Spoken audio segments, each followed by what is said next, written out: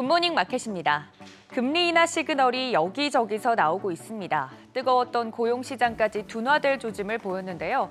시장은 최근 지지부진하던 흐름 깨고 올라오긴 했습니다만 과연 이 상승 흐름이 이어질지는 이번 주말 데이터까지 지켜보셔야겠습니다.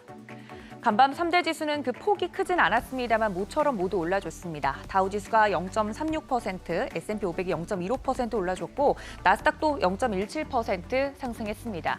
장 초반 부진한 흐름 깨고 후반에 힘을 내줬는데요. 최근 장 막판에 힘을 내어주는 패턴이 비슷하게 반복되고 있죠. 시총 상위주들 흐름 보시면 대형 기술주들 대체로 흐름이 좋았습니다. 마이크로소프트가 0.62%, 애플이 0.16% 올라줬고 엔비디아도 1.25% 상승해줬습니다.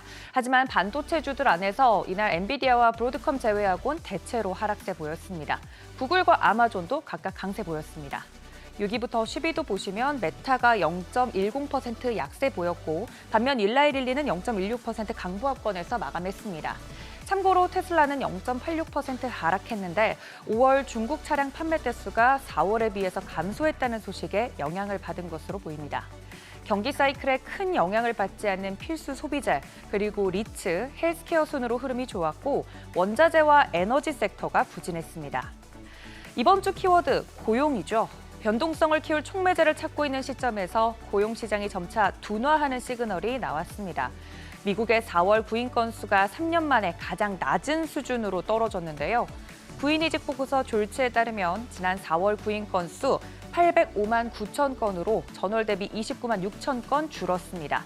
다우존스 예상치였던 840만 건도 밑돈 수치입니다. 그만큼 노동 수요가 확실히 둔화되고 있다는 뜻이겠죠. 미국의 일자리 수는 2022년 1,200만 건까지 폭증했다가 서서히 정상화되고 있습니다.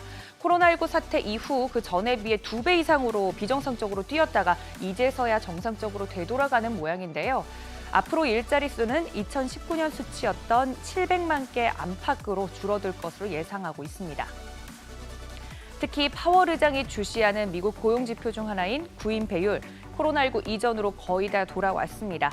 구인 배율은 매달 발표되는 미국 노동부의 구인이직 보고서에 담긴 구인 건수를 실업자 수로 나누어서 계산합니다. 이번 보고서를 기반으로 계산을 해보면 구인 배율은 1.24배로 전달 1.30배에서 하락했습니다. 코로나19 전인 2020년 초와 거의 비슷한 수준이 됐습니다. 대규모 실업 발생 없이 미국 노동시장의 불균형이 해소되어 가는 듯 보입니다. 제조업 경기가 2달째 위축됐다는 소식에 고용시장마저 둔화하는 모습 보이면서 올해 금리 인하 가능성 더 높아졌습니다.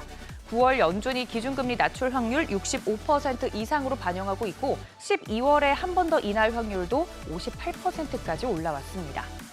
또 최근 시장에서 눈여겨볼 부분 바로 국채금리인데요. 연이어 급락하는 모습입니다.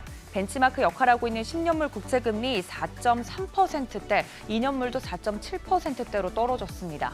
장기물 국채금리가 더 빠르게 하락하면 장단기 역전 현상도 심해지고 있는데요. 국채 시장에서 단기 경기 침체 우려 가능성이 더 크게 보고 있다는 뜻이겠죠. 금리 인하 기대감은 살리되 기업들의 실적을 걱정할 정도는 아닌 딱 그 중간 온도를 맞추기가 굉장히 어렵습니다.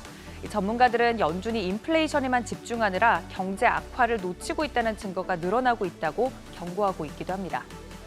한편 유가는 하락세 지속합니다. 경기 침체 가능성이 높아지고 오펙 플러스가 감산 계획을 접고 생산량을 늘리겠다고 발표한 영향을 받고 있는 건데요.